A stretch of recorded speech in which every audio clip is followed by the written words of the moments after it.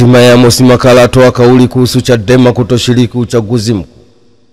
Baada ya mkurugenzi wa uchaguzi wa Tume Huru ya Taifa Uchaguzi NEC Ramadhani Kyerima kusema chama cha Demokrasia na Maendeleo Chadema kutoshiriki uchaguzi mkuu wa Oktoba mwaka 2025 kutokana na kukataa kusaini kanuni za maadili ya uchaguzi.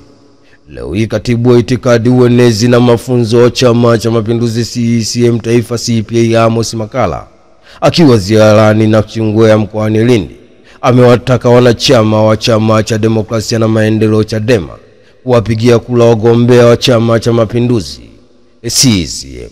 Ni taarifa kutoka huko Nachingwea. Hatimaye baada ya mkurugenzi wa uchaguzi wa Tume Huru ya Taifa Uchaguzi NEC Ramadhani Kyerima kusema chama cha Demokrasia na Maendeleo Chadema haitoshiriki uchaguzi mkuu wa Oktoba mwaka 2025 kutokana na kukataa kusaini kanuni za maadili ya uchaguzi, katibu wa itikadi, uenezi na mafunzo wa Chama cha Mapinduzi CCM Taifa CPA Amos Makalla akiwa ziarani Nachingwea mkoani Lindi amewataka wanachama wa Chama cha Demokrasia na Maendeleo Chadema kuwapigia kura wagombea wa Chama cha Mapinduzi CCM.